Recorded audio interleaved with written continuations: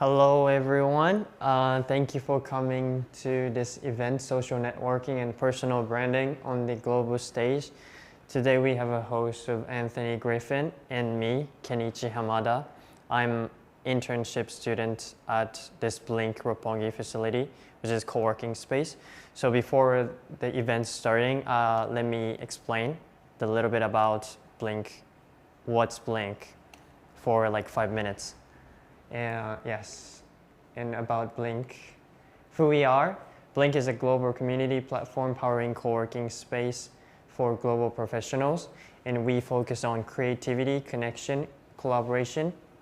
These three things are mainly come from people, because people use creativity and people gather, and connection gets born, and after that, people can collaborate with others, and that's something that's something that we put values on.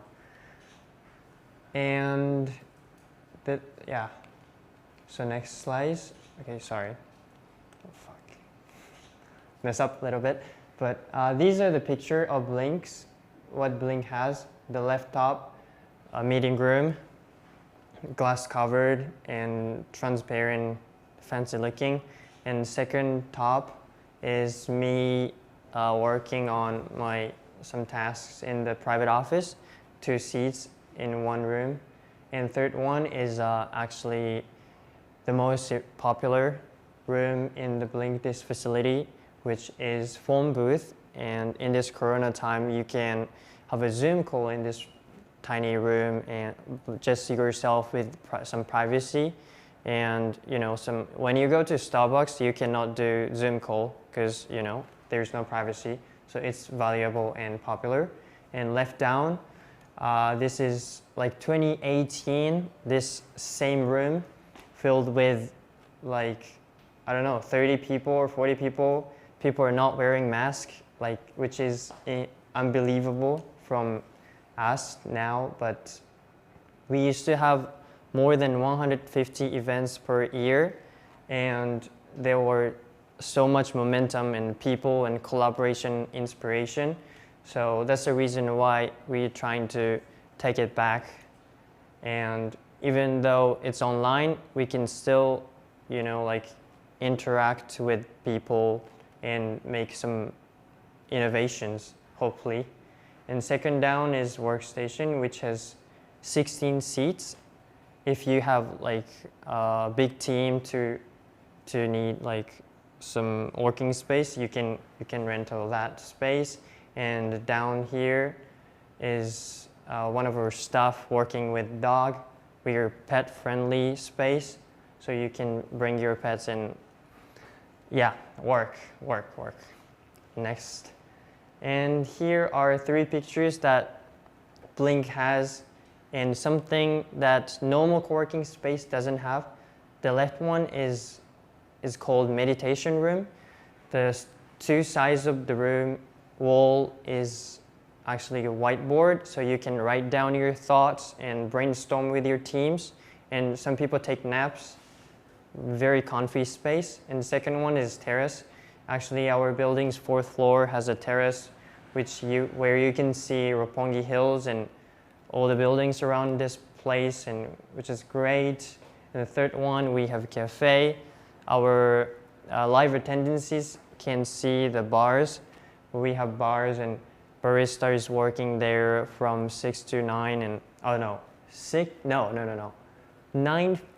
10 a.m. to 6 p.m. and you can get this beautiful mocha with whipped cream and chocolate sauce. And this is a new thing. Probably nobody have never seen these pictures related to Blink. These are actually our new facility in Nagatacho or Kyoicho. It takes 2 minutes walk from there. And we have 4 private office, 5 private office, which is 2 to 8 seats, and also lounge seats, which has 19 seats, and meeting room down here. And there are drop-in and private office, a monthly plan, meeting room plan, basically same as Blink Roppongi. So if you are around that area, please check that out. It's open from May 31st, next Monday. So yeah, check that out. And this is our mission. Blink as a platform empowers our members and tenants through creativity, connection, and collaboration. And Blink idea action, and this thunder happens, and hopefully you succeed in your business. And this is a slide about events at Blink. These are all actual pictures that we have taken in our events. As I said, we had 150 events per year. And these are some genres that we had in this building. From the left top, tech programming, business entrepreneur, art creative, media communication, lifestyle culture, Blink gathering, which is kind of like like a more professional way to say party. So basically you can do anything, any kinds of events here. So if you want to hold some events, online events, offline events, you can talk to me, talk to our staff, or if you're interested in attending events like this, you can follow our Facebook, which is this one. And actually, Facebook is the platform that we use the most to promote our events. So yeah, I want to take 10 seconds to actually you guys subscribe our Facebook page, like our page. 3, 2, 1, that was enough. Okay, and secondly, this is another promotion.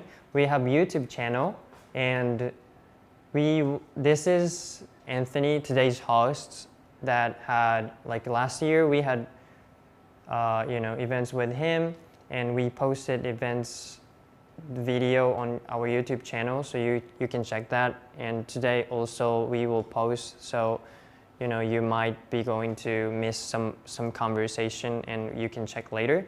So definitely check Blink Community in YouTube. You can search and you'll find out. And please subscribe and like, comments. All right, thank you. This is the end of Blink Community explanation. So I can pass the microphone to Anthony. I'm good. Yes. All right. Thank you, Kenichi. Yeah. Okay. Thanks again, Kenichi, for the introduction. So let's start with a question. How many people, whether you're online, if you're online, please type in the chat feed. And if you're here, please raise your hand. How many people here use Facebook? Raise your hand. All right. And again, if you're online, please type if you do. How many people here use LinkedIn? Raise your hand high. Okay. So as expected, there are more Facebook users than LinkedIn users, and we're going to talk about both of those networks and more tonight. So my name is Anthony Griffin. I started Saga Consulting, and with this brand, I help Japanese companies communicate to the world with social media marketing and communications training. And today we're going to talk about social networking and personal branding on the global stage. But first, I'd like to thank Blink for providing this safe environment for me to give you this presentation. So they were so helpful in setting this up and making sure it's comfortable and a safe environment so you can see me here and not behind my computer screen in my apartment. So thank you very much. And of course, once again, I have to thank the team at Life 14 to bring all of this video equipment so we can have these high production values just like we did last year. So big thanks to making this happen, and I hope everyone has a great time tonight. So let's talk about today's plan, today's agenda. So first, we're going to cover social networking. and we're going to focus on professional social networking. After that, we will talk about personal branding, including an exercise that anyone here offline or online can participate in. And then finally, I've saved a lot of time for Q&A. If you like, we can go up to 30 minutes. So I could talk about this topic forever, but today we have a limited amount of time, so I want to give you time to ask questions about anything that I don't have a chance to talk about. So this is today's plan, and I'm looking forward to working with you online and offline. So with that, let me start with my main message for tonight, and that is go where your audience is. Now, who is your audience? These are the people that you want to communicate with. If you're looking for a job, these are people who might hire you. If you are a marketer, you're trying to sell something, these are the people who you want to buy your product. If you just want to network, these are the people you want to connect with. And you need to go where your audience is. Now, let's have some definitions. Let's talk about some definitions. I think everybody here knows what a social network is. Your Facebook, Twitter, Instagram, and so on. And everyone knows the kinds of pictures and content that we share on a typical social network. For example, I might share a picture of me hanging out with my friends or something like that. Here's one right here. So we're all familiar with this. But who can tell me what a professional social networking site is? Anyone? What's the difference between social networking and professional social networking? Maybe one is more for fun. One's more for work. Absolutely. One is for fun, maybe staying in touch with friends and family, where the other we typically use for work or professional pursuits. Thank you. And may I have your name? TJ. TJ. Thank you, TJ. Appreciate it. So, on a professional social networking site, we're going to have different content, different images, for example. And today, I'm going to share examples of what you can do to make the most of a professional social networking site. Now, this presentation is focused on people living in Japan, especially Japanese professionals. So we are talking about communicating out of Japan. So let's talk about some of the differences here in Japan. So this is a unique business environment where professional social networking and typical social networking are done on the same network, namely Facebook. So if you go to a networking event as a professional and you meet Japanese professionals, there's a high chance they're going to want to connect with you on Facebook, even for business.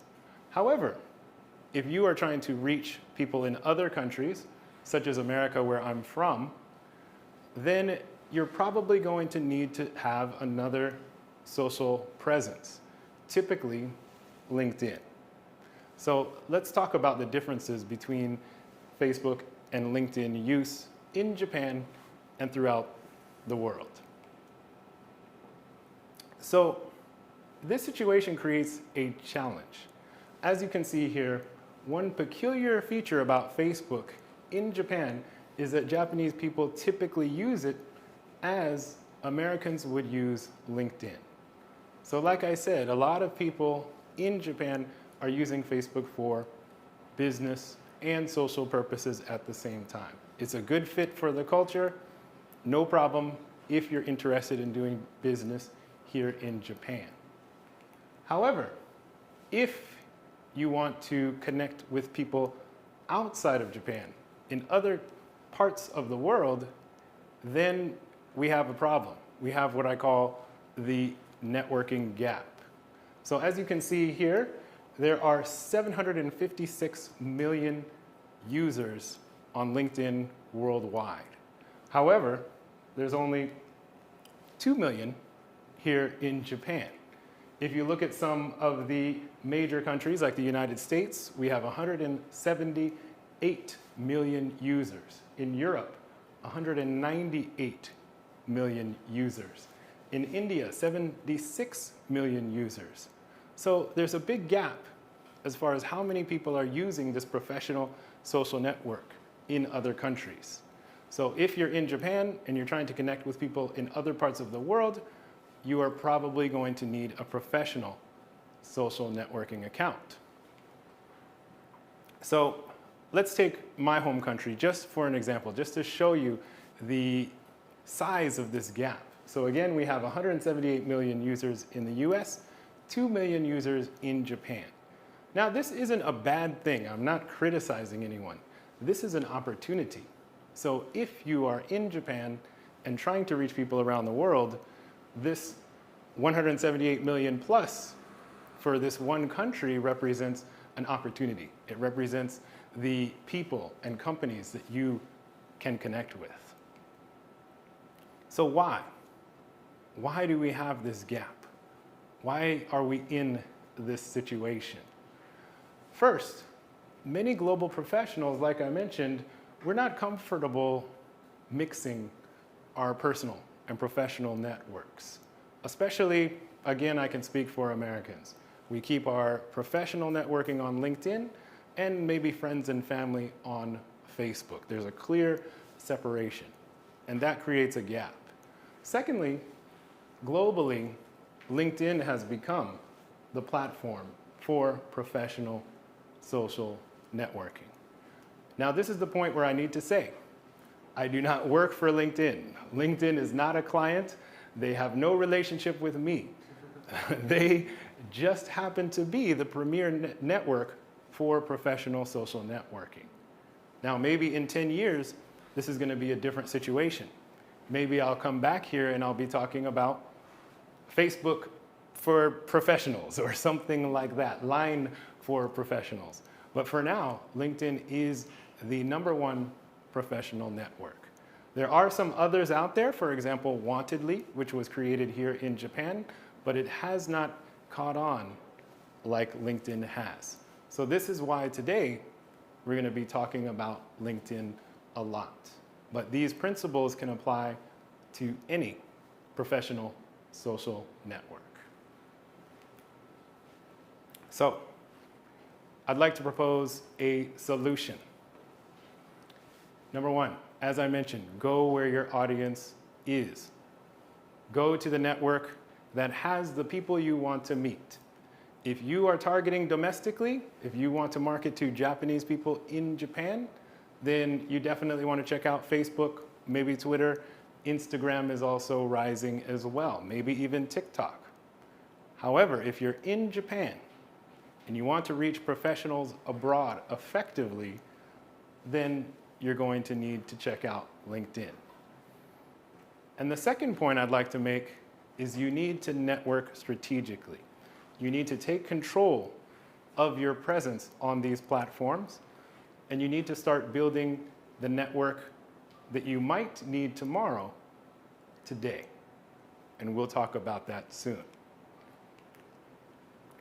Now, many times when I give this presentation or I just talk to people that I meet, there are a lot of concerns when it comes to starting a professional social network account. So today, I'd like to address some of those concerns and give you some advice on how to get going.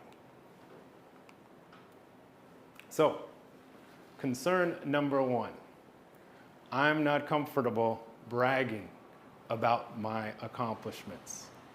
So this comes from the belief that LinkedIn and sites like that are just places to put your resume online. And they started out like that. Way back in 2002, LinkedIn was basically an online resume. But since then, it has evolved into so much more. And we're going to talk about that later. But for now, my solution to this challenge is remember that your profile doesn't have to be an online resume. You can take control of how you want to use your profile. Now, a simple tip that I like to use is for my past job positions, I like to describe the details, what I did, what I achieved. However, if I'm happy with my current job, I just describe the company I work for. In fact, you can use your current position on LinkedIn to promote your company. So for example, if you work for Toyota and you want to be on LinkedIn and you list, I work for Toyota, in the description box, you can say Toyota is a #1 automaker, we make X cars per year, and so on and so forth. So you can actually use professional social networking to promote the company you work for or your own company as well. Now, concern number 2. I get too many invitations to connect from people that I don't know. This is a big concern, and this deters many people away from professional social networking. So, how do we deal with this concern? For that answer, I'd like to reference the founder of LinkedIn, Reid Hoffman. And he says it is up to you to vet each and every request that you receive. So, unfortunately, this requires a little work. If someone wants to connect with you on a network like LinkedIn, you need to take a look at them. Are they one of your coworkers? Do you know them? Have you met them before? Do they have some connection to you? Are they in the same industry? Are they in the same town? Try to check them out and see if there's anything in common. And if there is, maybe you should connect. If not, feel free to ignore them. Do not be afraid to ignore requests that you don't want to engage with. Now, some people have rules. Some people only connect with people that they know. And that's a good way to create a strong network. Other people set their privacy settings, so it's very difficult to reach them. And that's something we're going to talk about soon as well. So it's up to you to check out who is trying to connect with you, and do not hesitate to ignore a connection you are not comfortable with. Concern number 3. What kind of content should I post on something like LinkedIn? Facebook is easy. We post pictures of our cats and cakes and sandwiches and fun vacations and cars and things like that. But LinkedIn's a bit different, as I showed at the beginning of the presentation. So what can you possibly share? Here is the solution. Here are some ideas. So to start with, you can share news articles. You can share thought leadership. So your thoughts on business through blogs and video content. You can also share company news and updates. Again, you can use LinkedIn to promote the company you work for. You can be a good employee, for example. Event info, like tonight. So probably a lot of you found this event on LinkedIn. And then finally, if you want to, you can modestly share your accomplishments. Basically, my recommendation is share anything that you think will be helpful to your network, helpful to your followers. That's the key to success here. Now, on the other hand, please avoid direct sales pitches or unprofessional content. So if you post a direct sales message as a social media post, it's probably going to be ignored, and LinkedIn's algorithm is probably going to just ignore it as well. So there is a place for direct sales. You can purchase ads on LinkedIn if you want, and that's fine. People are expecting to see ads. People are not expecting to see content that is disguised as an advertisement. And as for professional content, I think most of you know what that is. I should let you know the LinkedIn community is pretty strict. So if you are posting strange things, people probably will report you. So keep it professional, please. Now, here are some examples from my world. First, we have recent projects. So I am a sole proprietor, so I work with many clients to help them, again, communicate globally. So if I write an article for a client, I'm going to share it on LinkedIn. So people see me, people see my client, I give good information to my network, everybody's happy. Another idea, what I call business intelligence. So sometimes I'm posting for my clients on their behalf. And a lot of what we post is basically content.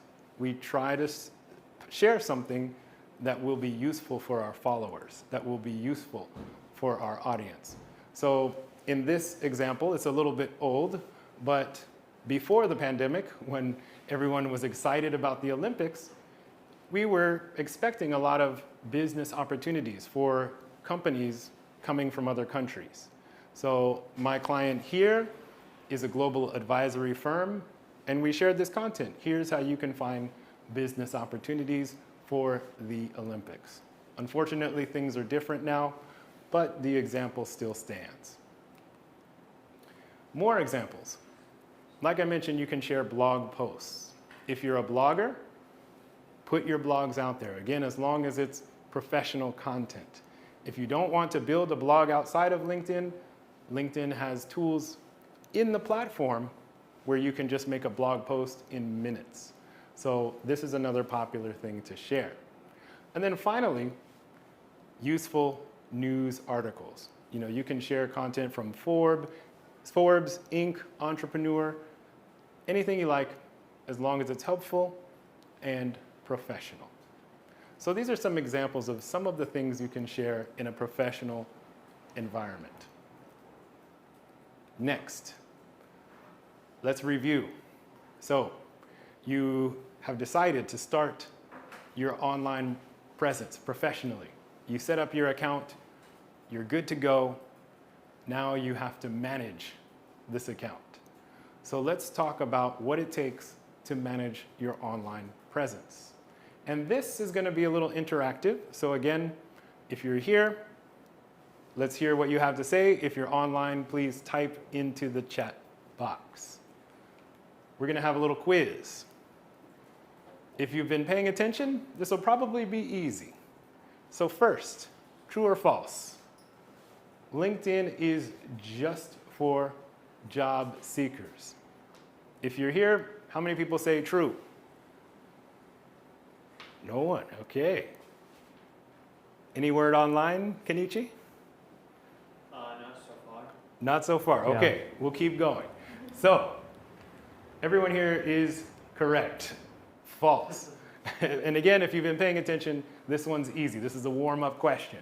So, LinkedIn is used for all of the following, as I mentioned, networking, business intelligence, blogging, and so on. Now, I haven't mentioned the bottom bullet points. Additionally, it's a great virtual contact book. If your job has you meeting a lot of people, if you are networking a lot, LinkedIn is a great way to keep track of everyone you meet. You get updated about their career changes, what they're doing online. It's a great way to keep in touch. I've been doing this since around 2004, and it's just amazing to keep in touch with people that I've worked with in so many different jobs and keeping in touch with my clients. So it's very useful for that. Also, an online work portfolio. If you don't have your own, if you are a designer, a coder, a writer, someone who creates, and you don't have an online portfolio, first of all, you need to get one. Secondly, if you don't want to build your own, LinkedIn allows you to showcase your work. And that is critical if you're looking for a job or you're looking to find clients. So when I was in charge of hiring writers and photographers, the people who had a professional online presence and they could show me their work, they could show me what they could do, they moved to the top of my list. Where people who said they were a writer or a photographer or a designer, but had nothing to show for it, how do I know they can do the job? So consider that feature as you manage your LinkedIn account.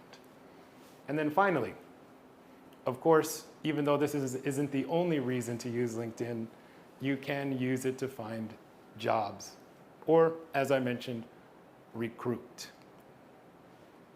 Next question, true or false? And these are real questions that come up in my conversations. LinkedIn is only available in English. How many people say true? Okay, it's unanimous. Any comments online? False. Okay, we do have a false. Yeah. Okay. Wow. Anything else? Only false? Oh yeah, only false. Okay, so true, false. Well, as of today, LinkedIn is available in 24 languages, and it has been available in Japanese since 2011. Now again, I am not promoting the platform. These questions are the concerns that come up as I network with the Japanese professionals. So, if you have a couple languages under your belt, you're probably good, but you don't have to rely on English. All right, next question. Getting a little harder. True or false, everything you post on LinkedIn is public? How many people say true? Everything you post is public. Okay, no trues here.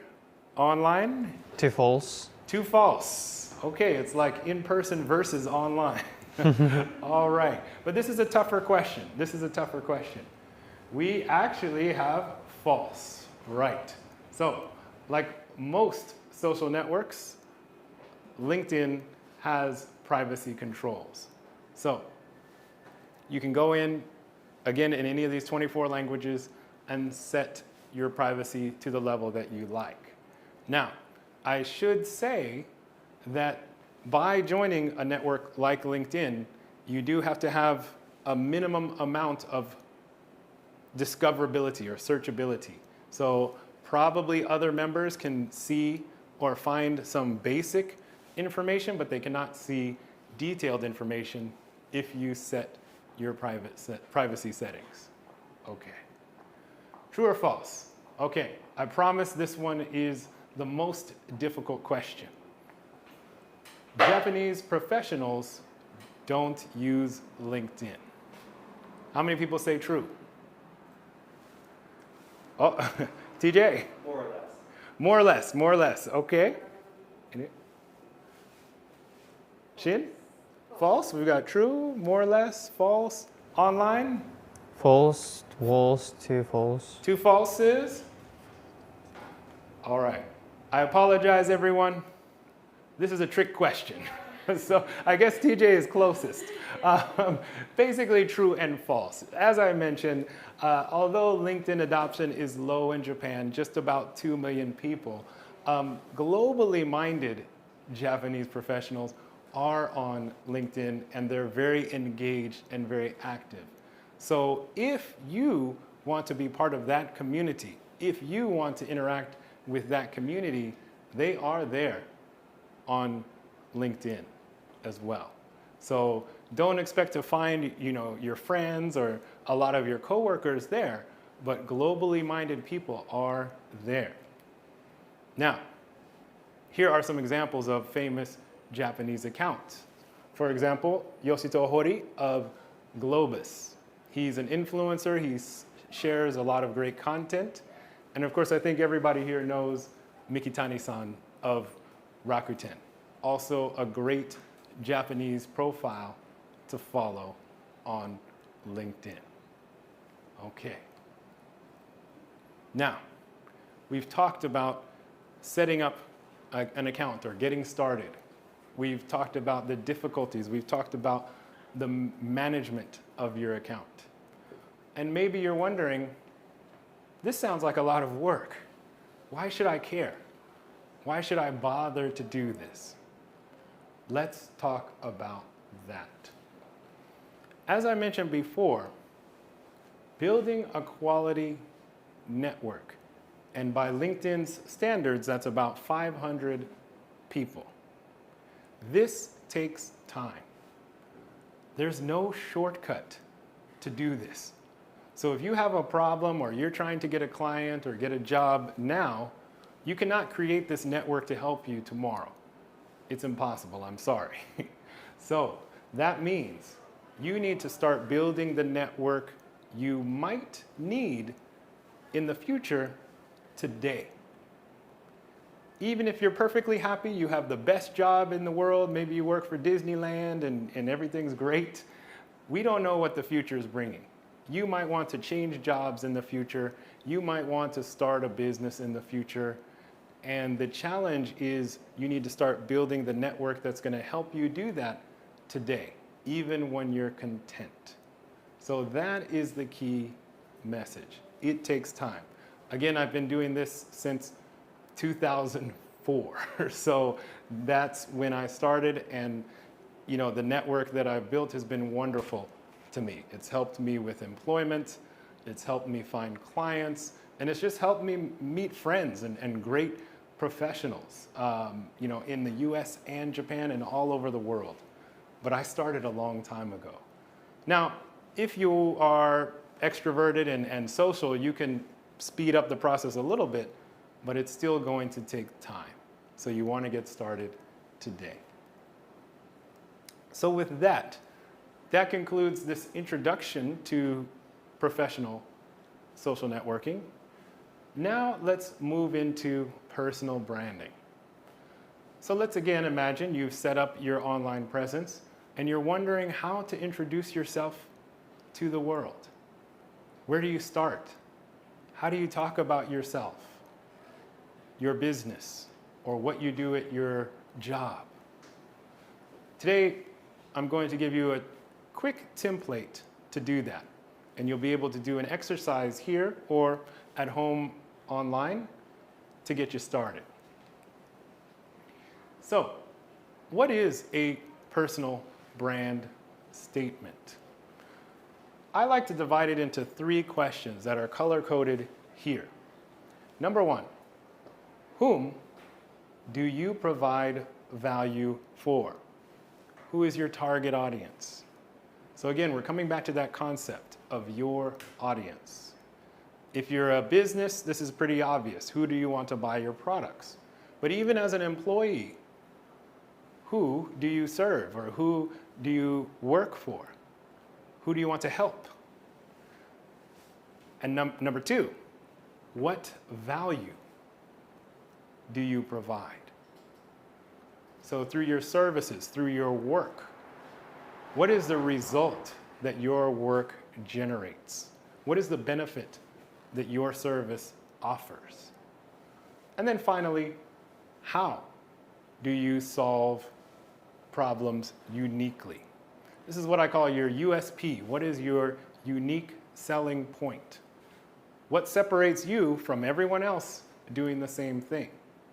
If you're a designer, what makes your design unique? If you're a writer and you're selling service as a writer, what makes your writing different and superior than the competition? These are the things that you need to think about. So, let's take a look at an example. This is how I typically present my business when I'm networking or introducing myself to potential clients. And you can see the 3 components in this message right here. So I help Japanese companies, that's whom I provide value for, confidently communicate. What value do I provide? Not just communications, but communications with confidence. Confidently communicate with the rest of the world by providing results-driven marketing, content, and corporate communications training. So going back once again, that's how I solve problems. Results-driven. That's what differentiates my services from the competition. So this is one example for me. Now, I would like to give you at least 5 minutes. We'll see how it goes. And I would like you, again, whether you're in the comfort of your own home or sitting here tonight, to make your own brand statement. And here's a simplified template to help you. So basically you need to say, I help by Now for the first blank, you want to think about your audience and what you help them with. And then for the second blank, think about how, your USP. How do you do it? Okay? All right. So let's take 5 minutes at home and here. Use your cell phone, computer, if you need a piece of paper, however you like, tablet, keyboard at home, and fill out your statement. And then after that, we'll look at some examples. All right. Is everyone online okay? Yeah. All right. Now, before we move forward, would anyone like to share their personal brand statement? Whether you're online, if you're online, you can type it into the chat. If you're one of the few members here, anyone? Okay. All right, okay. Efficient way by offering an edtech technology that we are currently working on. All right, excellent, excellent. So one more time, a little bit more slowly so we can go through each step. One more time.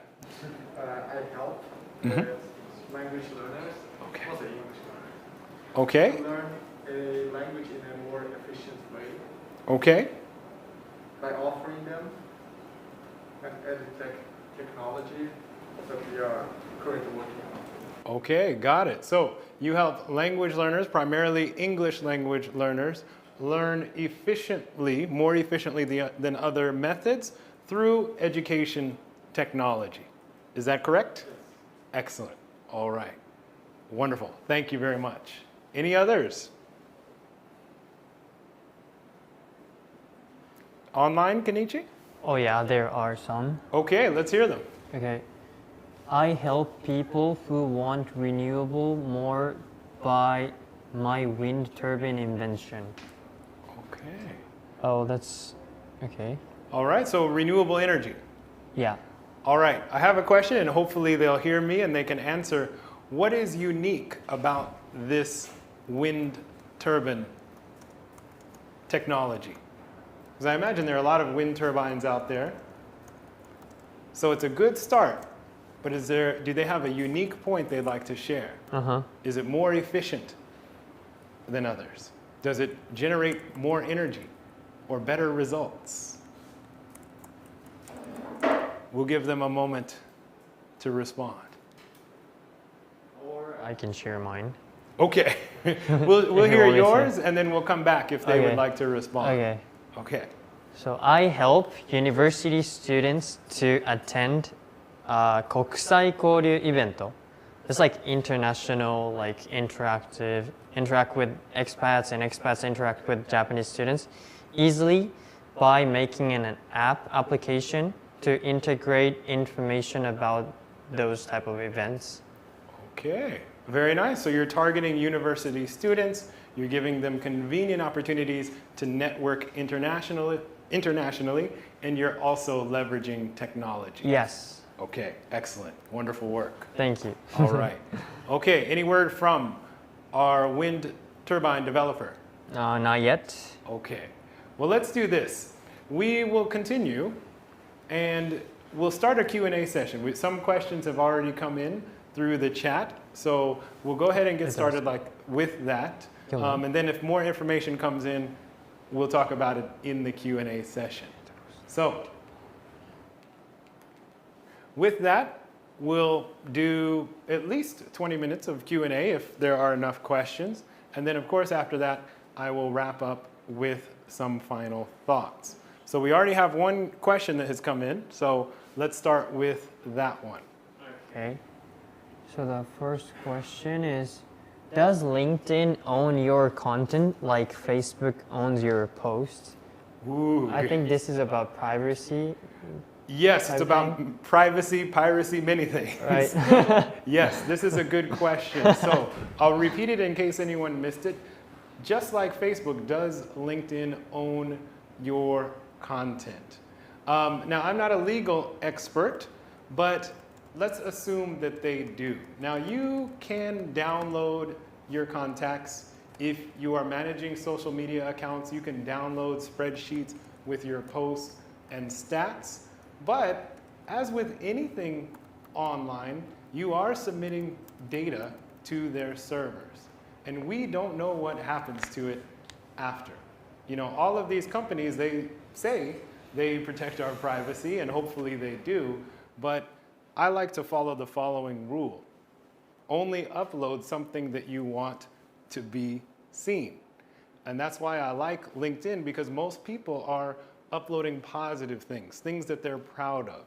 So that's the difference, where with Facebook, a lot of, especially if you're from America, a lot of us joined the network very early, before we knew what it would become. And so they have a lot more personal data about our family lives and private lives, where LinkedIn, most people are uploading things that they want the world to see. So for example, if I upload an advertisement for this event, if LinkedIn wants it, they can have it. I want more people to watch. So assume that they have your data, but there are tools where you can, you know, download the data that you have submitted. Okay, great question, great question. So now we have an answer back from the wind turbine guy. Okay. Turbine guy. So may I share? All right. And my wind turbine is small, quiet, and beautiful, so it can be installed where people live. Excellent. So coming back to the wind turbine personal brand statement, it's small, beautiful, and quiet, so it can be installed in neighborhoods. Now that is a competitive advantage. That is a USP. That is something that's going to separate them from the competition. So thank you, whoever provided that. Seiji-san, Seiji-san. Seiji, thank you, Seiji. That was an excellent example, and I hope it helps you present your products and services online. Excellent. All right. Any other questions, online or off? I have a question. Sure. So I have my LinkedIn account and always want to increase my followers. Okay. So if you know some effective way to increase your followers, I want to know that. All right. Wonderful question. So Kenichi's question is, I'm online, I'm on LinkedIn, but I want more followers. What are some effective strategies to get more followers? This connects back to the point of building your network now, with the future in mind. So my first answer is it's going to take time. So I don't know of any super shortcuts. And how to build this network over time, in my opinion, from my experience, is consistently providing unique, helpful content to your audience. The more you do that, the more your network is going to share it, the more LinkedIn's algorithm is going to share it, and then more and more people are going to become interested in what you have to say. Now, how frequent should you be sharing something? For me, I used to share something every day. Now, this doesn't mean my own blog post or anything like that. That's too much. But I would share some helpful news article or some kind of helpful update every day consistently. And if you do that, your audience should organically grow. So my final answer would be share good, useful content consistently, and you should see your audience grow. And also through that process, you're going to learn what kind of content your audience likes. So in my journey, I've gone through different phases. When I was a marketing manager, I would share a lot of marketing tips and self-help tips and things like that. That was popular for a while. Once I started working for myself, I found that my followers liked some of the things I was doing for my clients. Maybe some of you here are familiar with Kokoro Media. So I produce a lot of content about Japan for Kokoro Media. And that content became pretty popular. So now I mostly share that consistently. So share good, useful content, not sales content, consistently. And if you're helping people, they should follow you and they should support you. Yeah. So great question, Kenichi. Thank you. Thank you, too. Yeah.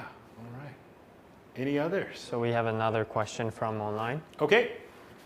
In Japan, if you want to network with Japanese people while being professional but also have a private persona, is it wise to convince people in Japan to move to LinkedIn? Ooh, the story of my life. The story of my life. Wow, that is a tough question. If people are interested, it's great to suggest it. You're going to find a lot of pushback, a lot of resistance, if there's not a use case for that person. So if you're trying to make Japanese connections in Japan with people that are reluctant to use LinkedIn, maybe consider making a new Facebook profile and one that you control tightly. So if you're concerned about your old original Facebook profile having too much personal content on it and you can't connect with Japanese people otherwise, maybe make a new Facebook account that is a little bit more professional. In fact, what I did is I created a brand account. So I do have a Facebook page, but it is strictly business. And all it serves is a welcome mat to Japanese professionals who don't want to connect on other networks. One story that I'll never forget is I once met a potential client, a CEO, and he only would communicate via Facebook Messenger. Not email, not Twitter, nothing. And therefore, with him, I would use my Facebook brand account to communicate. So it's great if you can get people to use LinkedIn, but it's a tough sell. So if you're struggling, consider creating a fresh account or a brand account. So great question, great question. All right. Any others?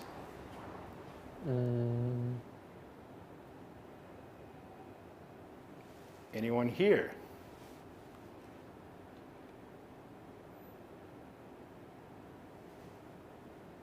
Oh. Everyone's content. Yes. Our potential target market is Japan, Japanese people, right? Okay. So in our case, which one do you think would work better, LinkedIn or Facebook? I know there are only 3 people who use LinkedIn and mostly they use Facebook, right? But since it's kind of B2B, I assume that there are many more kind of global-minded professionals, like you mentioned, use LinkedIn, right? So in that case, which one do you think would work for us better? Okay. And it's Abu, right? Yes. Okay, so Abu's question. You're targeting people in Japan, and you're wondering what network is best. And you're B2B, so business to business. So LinkedIn is a possibility, but you're not sure. So you're wondering what to do. Okay. My advice is you're probably going to have to do some research. So sorry, I got to give you work to do. But that's the beauty of these social media networks is, especially LinkedIn, people are easy to find. So maybe find out who the decision makers are in your target companies and just search for them in LinkedIn. It's a lot easier to find professionals on LinkedIn than Facebook. And then the next step, after you find them, let's imagine you find some key decision makers there, take a look at how detailed their profile is. Do they have a picture? Do they have a profile picture? Do they have some content that they've shared? Do they have a lot of connections? For example, do they seem active? If you notice a lot of decision makers there that are active, then LinkedIn is probably a good idea. Now, a lot of times, and this happens to me, I'll look up a Japanese professional on LinkedIn. They're either not there or their profile is empty. Then I know, okay, this is not going to be effective. So if you see someone with no picture, no content, 5 connections, they're just there, but they're not active, and they're not going to see you. They're not going to respond to you. So you need to find another way, maybe email, Facebook, or maybe in person or phone call, for example. So you have to do a little bit of homework. Remember, this is all about finding where your audience is and then going there. Does that help? Okay, excellent, excellent. All right. Any other questions? One question from William. Okay, William. And this is, okay, he asked, do you know WebTalk, which is like a beta version, combines LinkedIn and Facebook and Twitter and Instagram, also cryptocurrency integration combined? Okay, so the question is, do I know about WebTalk, which combines all of these SNS with cryptocurrency? Yes. To be honest, I'm not familiar with that. I'm familiar with platforms like Buffer, for example, or Hootsuite, where you can link up all of your social media networks and make one post that goes out to many. But I'm not familiar with this particular software. Yeah. Okay, thank you. Sure. And second question from William. Sure. With LinkedIn, when you make posts, do you post things in both English and Japanese? Do you have separate accounts for different languages? Okay, thank you for that question. That is something I can share my experience on. For me, personally, my target, my audience, typically includes Japanese bilingual professionals. So even though I sometimes communicate in Japanese, really the people that I work with need to have a pretty good understanding of English so we can do the projects we need to do. So for me, I mostly post in English, and I have one account that is English. Now, when I was a marketing manager, we had a bilingual team, and we posted bilingual content. However, that was about 4 or 5 years ago, and during that time, we figured out the best strategy was just to put both languages in one post. Now, regarding accounts, having different accounts, LinkedIn, I believe with their language settings, you don't need a different account for each language. Just set up whatever language you want to be your primary one, and then just post in whatever language you need. Now, if you get into paid advertisements, even from your single account, LinkedIn will just make you choose a single language for your advertisement, at least the last time I used that system. So I don't think you have to worry about multiple accounts. Just choose the best language for your target audience and go from there. And that language could be both in one post, or if you like, you can just post in any language that you feel like. Okay. Thank you. All right. Any others? Nope, but I have one question. Sure. About hashtags? Yes. On SNS? Yes. Because I feel like, for example, like when I go to a cafe, like I post something, the product's like a coffee from the coffee shop, and with hashtags saying just coffee or cafe. And if I want to, increase the presence by that hashtag, just a coffee and cafe has like tons, bazillions amounts of hashtag pictures online. That means like, I feel like it's useless to do that. So like, what do you see on hashtags these days, or any other way to get more presence?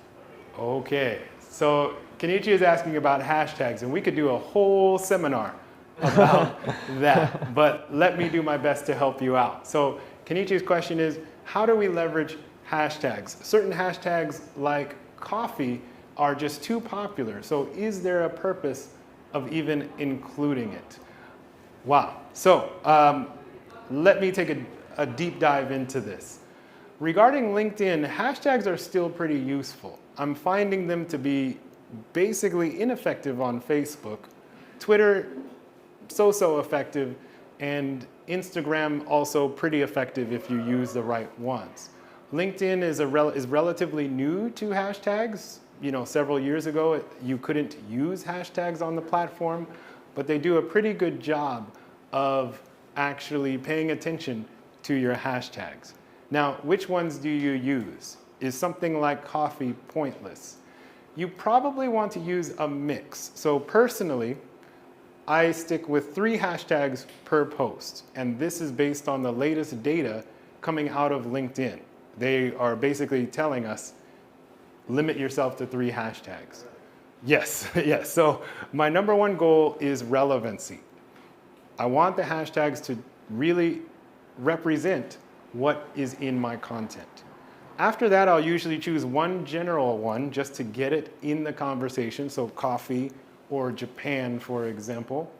Then I might try to find something niche, especially if I have a niche audience. So I'll pick a niche hashtag, which is not as popular, but easier to be discovered. And then the third one is just a wild card. You know, I'll choose whatever I feel like and just experiment. But all of them need to be relevant. Now, can you get discovered on a major hashtag like coffee? If your content is good, yes. So several times I've been trending on the Japan hashtag, and that's a huge hashtag. But if I share something that is popular, LinkedIn will notify me and say, your content is trending on this hashtag. And that has happened on the Japan hashtag. So my answer is yes. Out of one of your 3 hashtags, include coffee. And the best way to get that to work for you is, again, share good content.